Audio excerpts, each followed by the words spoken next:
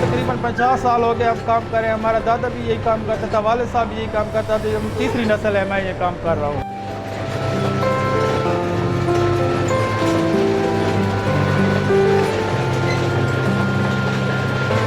हम 4 किस्म का तेल निकालते हैं। सरसों का तेल हो गया, तारे मीरे का जिसे हम कड़वा तेल बोलते हैं, तिल का तेल हो गया, और उसके अलावा किनोले का तेल हो गया।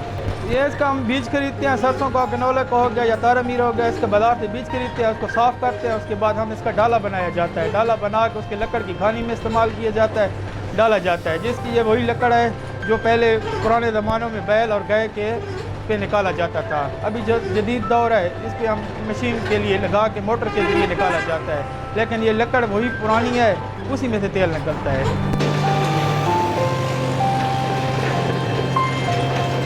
जी हाँ, बिल्कुल यही मखसूस है। इसके लिए हम ख़ास कीकर इस्तेमाल होता है, या पुलाव की लकड़ी इस्तेमाल होती है, या आम के दरख्त की लकड़ी इस्तेमाल होती है। लकड़ी की घानी की होती है, इसमें से तेल जो है वो जलता नहीं है, क्योंकि जो लोहे का स्पेलर होता है जिसे हम कोलू बोलते हैं, उसमें से अगर तेल निकलता है तो वो जल जाता है, क्योंकि लोहा होता है, लोहा गर्म होता है, जिसकी वजह से ख़ास इब्तदा इसके ख़त्म कर देता है। लकड़ की घानी में से ये ख़त्म नहीं होते, बिल्कुल असल हालत में मिलता है।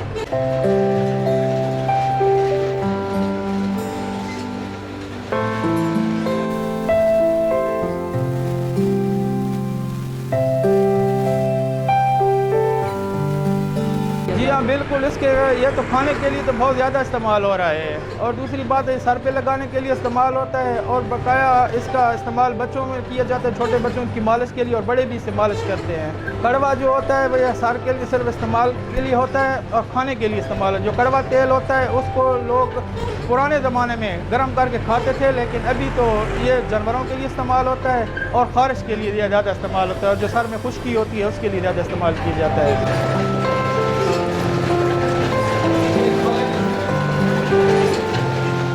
हुकूमत हमारा यही मुतालबा है कि इसकी बीज को थोड़ा सस्ता किया जाए, क्योंकि पिछले साल यही बीज हमें 10,000 11,000 का बोरी मिल रहा था, अभी हम 22,000 रुपये का खरीद रहे हैं। इसलिए हमारा मुतालबा यही है कि इसको बीज को थोड़ा सस्ता किया जाए और हमें सहूलियात मुयसर की जाए, ताकि हम बैरूनी मुल्क भी इस तेल को एक्सपोर्ट कर सकें।